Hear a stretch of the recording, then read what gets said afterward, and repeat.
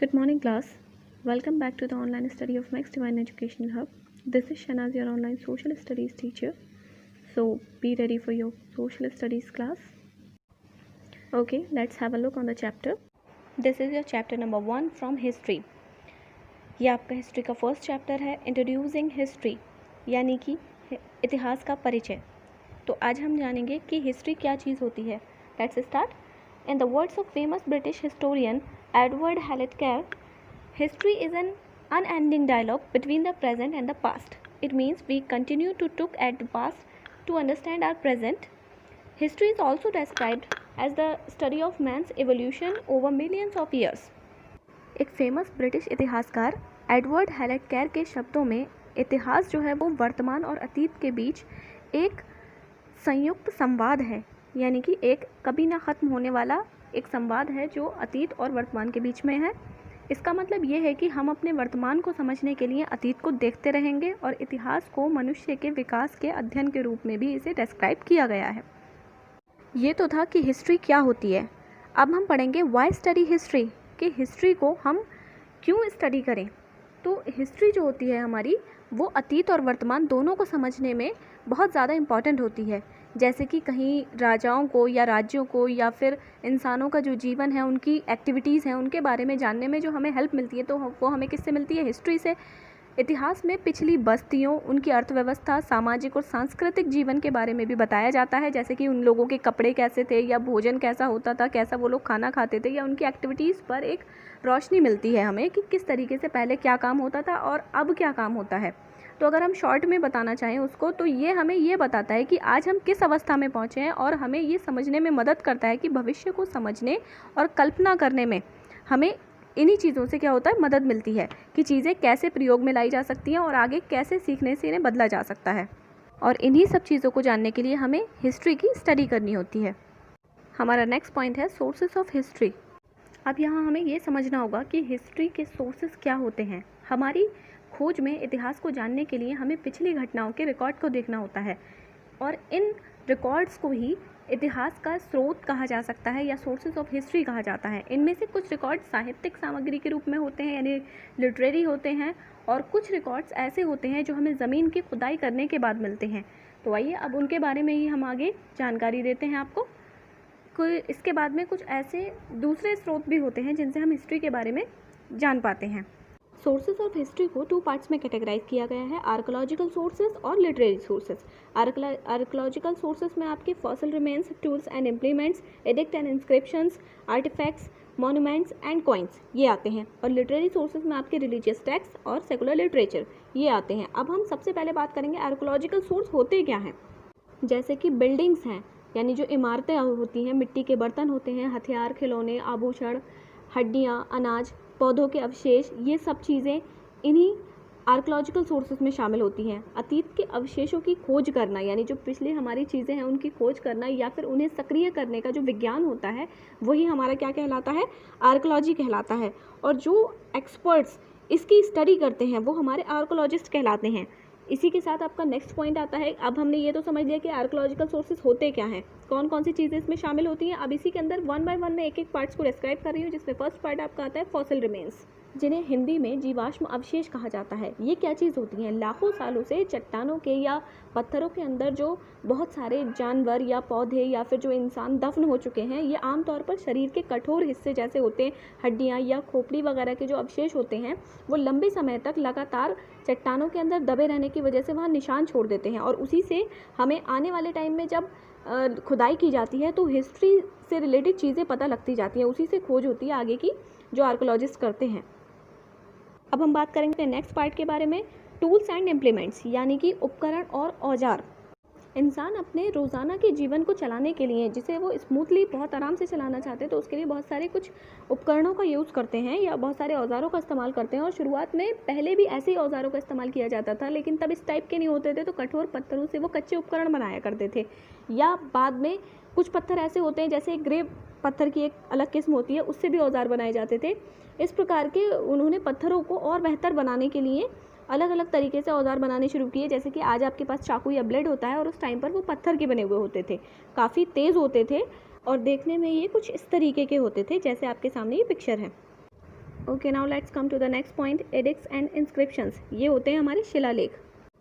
इनका इस्तेमाल एक रॉयल कमांड के रूप में किया जाता है, यानी कोई आधिकारिक आदेश देना हो या लोगों की जो भी एक्टिविटीज़ करनी है उन्हें या उनसे उन्हें दूर रहना है, तो इसके लिए राजाओं द्वारा कोई भी आदेश जब दिया जाता था किसी भी मेटल, किसी भी पत्थर या चट्टानों पर या खंभों पर उन्हें लिखवा दिया जाता था। 3000 ईसा पूर्व संबंधित हड़प्पा घाटी में खुदाई के दौरान कुछ ऐसे ही बहुत सारे इंस्क्रिप्शन पाए गए थे जिसमें राजाओं से संबंधित कुछ महत्वपूर्ण एक्टिविटीज़ या उनकी घटनाओं के बारे में उसमें लिखा गया है, और इन्हें ही हम क्या कहते हैं, इंस्क्रिप्शंस कहा जाता है या इन्हें ही शिलालेख कहा जाता है। Next point is artefact. Artefacts का मीन होता है कलाकृतियाँ, या फिर आर्टिफैक्ट्स को हम यूँ भी समझ सकते हैं कि जैसे इंसानों द्वारा बनाई गई कोई भी कला, जैसे कि मिट्टी के बर्तन बनाना, मूर्ति, औजार या फिर कोई भी ज्वेलरी बनाना, ये सब चीज़ें हमारी आर्टिफैक्ट्स में आती हैं। तो ये भी एक इंपॉर्टेंट सोर्स होता है हिस्ट्री का। Next source is monuments. Monuments में क्या चीज़ें आती हैं, कैसी हिस्ट्री हम इससे स्टडी कर सकते हैं। मोनूमेंट्स में जो खंडर होते हैं, यानी इमारतों के जो खंडर हैं या केव्स हैं, गुफाओं के, स्तूप्स के या पुराने मंदिर हैं, वो सब एक बहुत इंपॉर्टेंट सोर्स हो है हमारा हिस्ट्री के बारे में जानने के लिए। स्तूप हो या फिर जैसे सांची का स्तूप है या अजंता एलोरा की गुफाएं हैं, ये सभी चीज़ें हमें पुराने इतिहास को जानने में मदद करती हैं। आर्कोलॉजिकल सोर्सेज का लास्ट पॉइंट है आपका कॉइन्स, यानी कि सिक्के। ये भी हमें बहुत हेल्प करते हैं हिस्ट्री के बारे में जानने के लिए, क्योंकि सिक्के किसी भी विशेष राज्य के जो राजा होते हैं उस टाइम के, उनके बारे में जान सकते हैं, क्योंकि मोस्ट ऑफ ये होता था कि जो भी राजा होते थे उनकी ही पिक्चर उस सिक्कों पर होती थी। तो इसीलिए उस शासक का जो भी शासनकाल होता था वो डेट भी उस पर मेंशन होती थी, तो वो चीज़ भी हम वहाँ से उसके बारे में जानकारी हासिल कर सकते हैं किसी भी सिक्के को देखने के बाद में। तो सिक्के हमें राज्य की सामाजिक और आर्थिक स्थिति के बारे में भी बताते हैं। तो ये तो थे हमारे आर्कोलॉजिकल सोर्सेज। अब हम बात करेंगे लिटरेरी सोर्सेज के बारे में, जिसमें फर्स्ट पॉइंट आपका आएगा रिलीजियस टेक्स्ट। बट उससे पहले जान लेते हैं कि लिटरेरी सोर्सेज होते क्या हैं। ये एक रिटन रिकॉर्ड्स होते हैं, जैसे आपके मैंने पहले आर्कोलॉजिकल सोर्सेज के बारे में बताया था। इसमें क्या होता है, ये लिखित रूप में कुछ रिकॉर्ड होते हैं। जैसा कि हम सभी जानते हैं कि पहले पेपर का इन्वेंशन तो हुआ नहीं था, तो इसीलिए लोग जो लिखने के लिए इस्तेमाल करते थे वो पेड़ों के पत्तों का इस्तेमाल कर सकते थे, जैसे पाम की लीफ वगैरह का इस्तेमाल किया करते थे वो, जिस पर लिखा जाता था, और वही जो रिटन रिकॉर्ड होता था वो हमारा मैन्यूस्क्रिप्ट कहलाता था।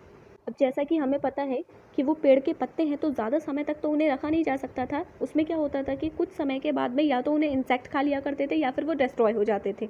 तो लंबे समय तक उन्हें रखने के लिए उन्हें गवर्नमेंट की अंडरटेकिंग रखा जाता था, गवर्नमेंट की केयर में, या फिर किसी मंदिरों में या फिर म्यूजियम में उन्हें बहुत संभाल करके रखा जाता था। इसीलिए इसी लिटरेचर को बेसिकली 2 टाइप्स में डिवाइड किया गया है, रिलीजियस टेक्स्ट और सेक्युलर लिटरेचर।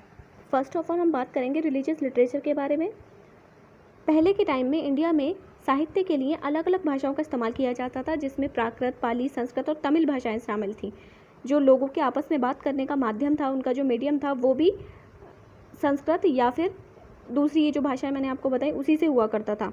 जैसे आज आप हिंदी में या इंग्लिश में बात करते हो, तो उस टाइम पर इन्हीं चीज़ों की लैंग्वेज में बात की जाती थी। और लिखने के लिए जो रिटन माध्यम होता था वो भी यही चीज़ें होती थी। जैसे कि महाभारत और रामायण पहले टाइम में लिखी गई है, तो वो किस भाषा में लिखी हुई है, संस्कृत भाषा में लिखी हुई है, क्योंकि नॉर्थ इंडिया की साइड में जो मेन लैंग्वेज थी वो संस्कृत को माना जाता था, जबकि साउथ साइड में तमिल का इस्तेमाल किया जाता था। Now come to the next point, secular literature. Secular literature क्या होता है, ये एक इंक्लूसिव हिस्टोरिकल अकाउंट्स होते हैं या फिर बायोग्राफीज होती हैं जो पोइट्स के द्वारा या फिर फॉरेन ट्रैवलर्स के द्वारा लिखी जाती हैं। इसी के साथ हमारे सोर्सेज ऑफ हिस्ट्री कंप्लीट हो जाते हैं। और अब हमारा टॉपिक है टाइम फ्रेम ऑफ हिस्ट्री, यानी कि इतिहास की समय सीमा। इतिहासकार टाइम के अकॉर्डिंग सोर्सेज को डिवाइड करते हैं। एंड क्रोनोलॉजी यानी कि कालक्रम एक ऐसा ऑर्डर होता है जिसके अंदर सभी इवेंट यानी जो भी घटनाएं हुई होती हैं वो सभी की सीरीज़ होती है उसके अंदर, और इतिहासकारों द्वारा उन्हें एक सीरीज़ में अरेंज किया जाता है। अकॉर्डिंग टू टाइम पीरियड उन सभी को अरेंज करके रखा जाता है। जीसस क्रिस्ट के जन्म को एक मेन पॉइंट मान करके वो टाइम का कैलकुलेशन करते हैं। जैसे कि हिस्ट्री के अंदर टाइम की स्टडी जो हम करते हैं तो हम BC या AD में करते हैं। तो BC जो स्टैंड किया जाता है यानी BC का जो मीन्स रखा जाता है वो बिफोर क्रिस्ट, और AD का होता है एनो डोमिनी, जिसका मीनिंग क्या होता है, in the year of Lord.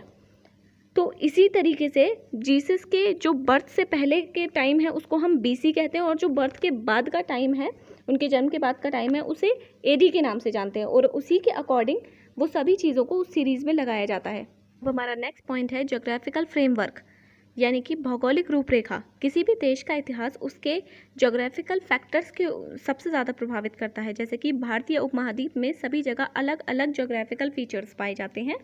जैसे कि उत्तर भारतीय गैंगेटिक मैदान जो कि बहुत ज़्यादा उपजाऊ हैं, इसीलिए सबसे पहले इंसानों ने उसी क्षेत्र से शुरुआत की है।